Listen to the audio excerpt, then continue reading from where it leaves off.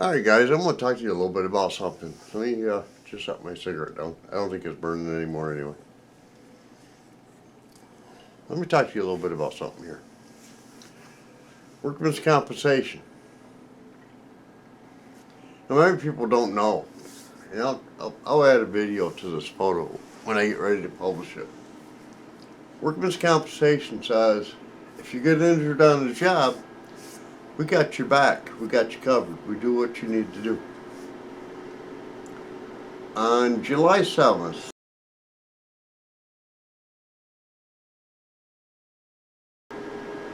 I was literally pulled off of a loading dock while putting a pallet jack on a truck, and I shattered my left heel. I'm pretty serious. I'm going to lose my glasses here for a minute, but I'll put them back on before I get done. They bother my eyes. So I got pulled off of the loading dock while putting a pallet jack on a truck that pulled out away from the loading dock while I was doing that, and I shattered my left heel. Since then, and we're talking today, which is February 28th, 2022, I can't walk without assistance. I have to have a cane. That's not my idea of independence. I've always been a very independent kind of person. I don't want to rely on people to do things for me. I don't want to have anybody doing anything for me. I want to do it myself. And I have a lot of things I want to do. But I can't. So what happens on this is that, now I'm going to put my glasses back on so I can see which piece of paper I'm going to pull up and show you first. I can't. I got taken out of work. I went to the hospital. The hospital put me in a splint. I went to the surgeon. The surgeon did some x-rays. They put me back into a splint. They brought me back later on. They did surgery. Then I was back in the splint. And then after that splint, then I was into a cast. And then after that cast, I went into the, I don't know what they call it, recovery boot, I guess. I don't know. But they put me into the boot, and I was in the boot for a while, and they said, well, we really want you to start wearing shoes. Okay, great, I'm wearing shoes. Kinda. But Workman's Comp, the insurance company, not New York State Workman's Comp itself, but the insurance company said, all right, well, how much do you make an hour? I don't know about you, but I'm a grown adult. My money is direct deposited. And because payroll was done through ADP, we don't get a payroll stub, ever. Once ADP said, no, you're getting direct deposited, we don't give you payroll stubs anymore. So now I don't know what I make an hour. And they asked me, and I'm like, I don't know. So they came up with a number. I accepted it because I didn't know. How am I supposed to know? What do you make an hour? You don't get a pay stub. How do you know what you make an hour? It wasn't something I needed to worry about. I lived comfortably, so I didn't care. Alright, so now we'll go from there and we'll bring it to now. Here's where we're at. This is, I'm not going to show the insurance company's name because I don't think that anybody needs to know the insurance company's name. Let me see if I can bring this into focus.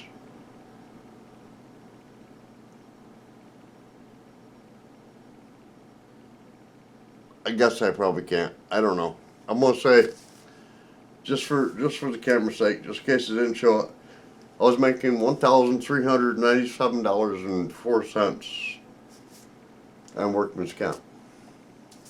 Bi-weekly. Bi-weekly. That was acceptable to me, okay? And that lasted for a while. I had to go to physical therapy after surgery. That was doing me good. I was only good for 3-4 hours afterwards, but it was doing me good. I was able to get around a little better. Always assisted, but always getting around a little better. And then all of a sudden, after I had a meeting with their doctor, who seemed to think that he knew better than my own, oh, sorry about that, didn't mean to kick the camera. He seemed to think he knew better than my own physician or anybody else, said, no, and canceled physical therapy. Then he canceled physical therapy, and he came up with, we're not going to give him the full amount anymore. I'm going to try to zoom this one in. I don't know if it will or not. I'm not seeing it on the camera, but what they did is they took my $1,397.04 a month and knocked it down to $1,047.78. Okay, well, I got house payments. I got truck payments. Just so people know, that's $1,400 a month just between those two. My girlfriend helps me with the house payments, but that's just that. That's not including insurance. That's not including gas, which I have to pay for out of my pocket before they pay me for any other reimbursements for going to doctors or anything else. So I said, enough is enough. You cut my payments. You took away the physical therapy I needed. So now I need to reach out and I need to hire a lawyer. I'm in New York, and I was like, who handles compensation cases in New York? That's a really good lawyer. And it turns out that I found probably one of the best ones available. His name is Joe Stanley, by the way. It's Stanley Law Offices. And one of the questions they asked me was, what is your gross wage prior to any deductions or any taxes? I don't know. These guys said it was this number. I'm going to go with that number because I don't know. And they said, no, don't go with that number. You need to have something substantiating where you were before this accident happened to give us a real number. That number's not it. Well, what I didn't know is I make $21 an hour at my real job. That's $31.50 an overtime hour, in case those that don't know it. I get paid bi-weekly.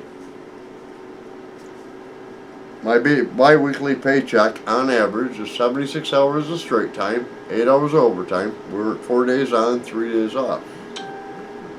So what that turns out to be is, I'm going to hope this camera picks it up. I'm not seeing it, but that's $1,848 bi-weekly.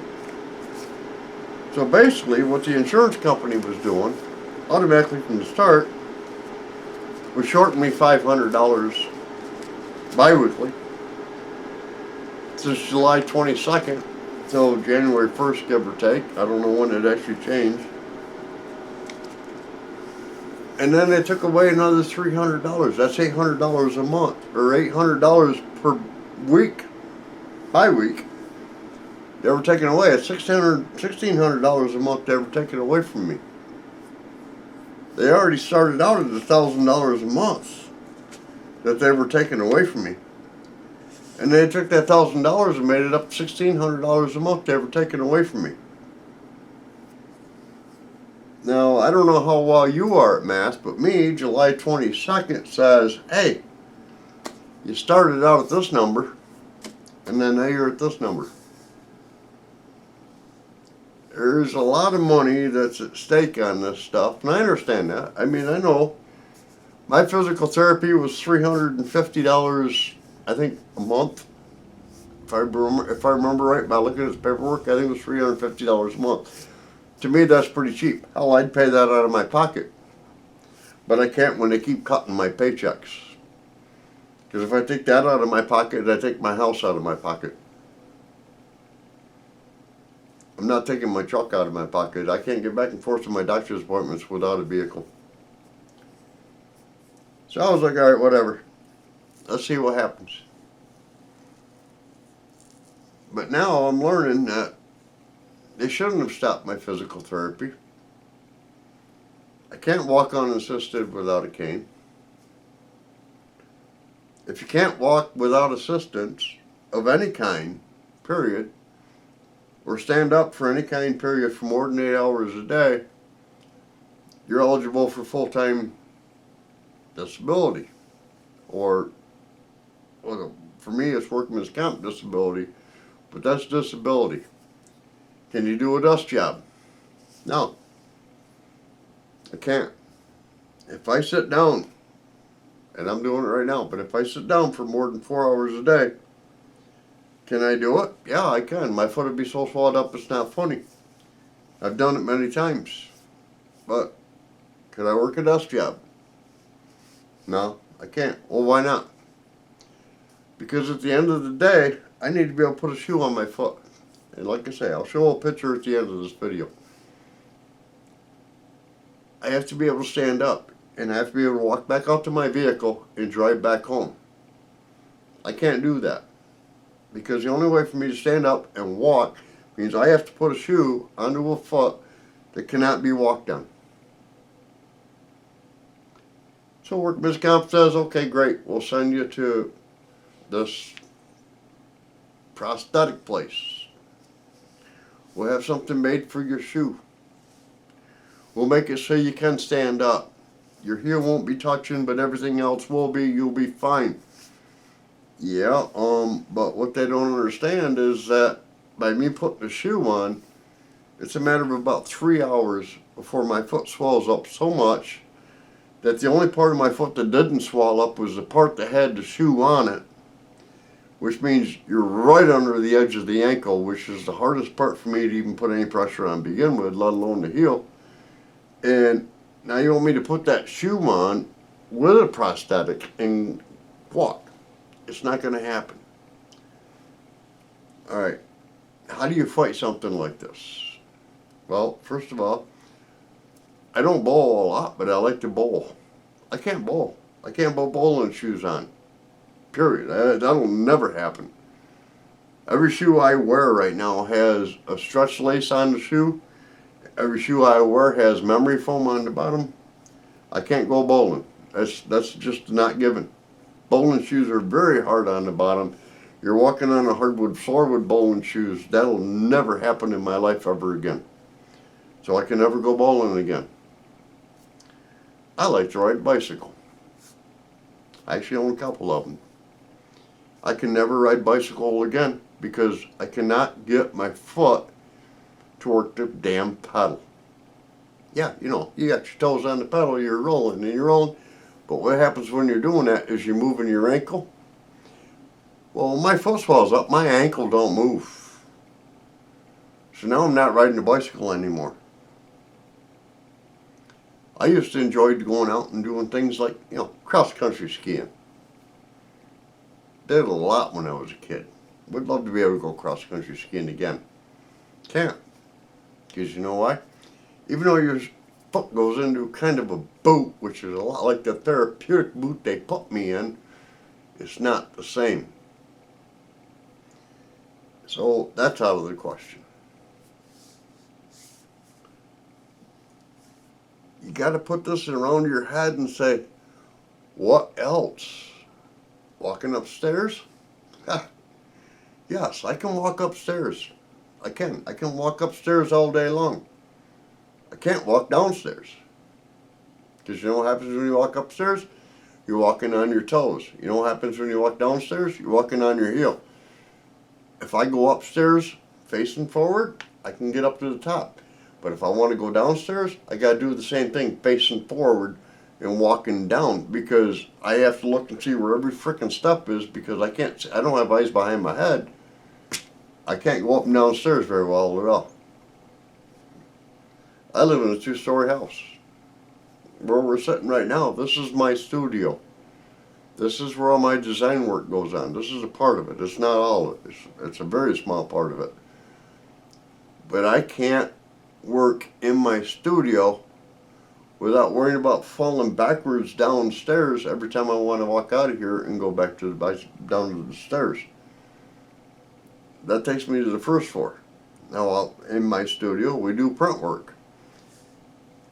I didn't move. I had my employee move, and my son helped me out to put a floor down into my basement so all of my screen printing business could be moved to my basement. Because I thought, hey, separate the floors, you know, this is down there, this is down up here. The screen printing business needs a washout booth. That's in the basement. It needs a ledge exposure unit. That's in the basement. Put the screen press down there. Stop the up and down. Put it all in one room. One floor. That made sense. Put everything else on the second floor. That made a lot of sense. Took a lot of work. And I can't go into my basement because my basement stairs, I don't know about your house, but my house is a 1900 farmhouse. Those stairs are not the same width, they're not the same height, and if you aren't paying attention going down the things forward or backward, you're gonna fall down. And if I fall down, it's guaranteed I'm gonna hurt myself more. But this whole thing was just to start out with.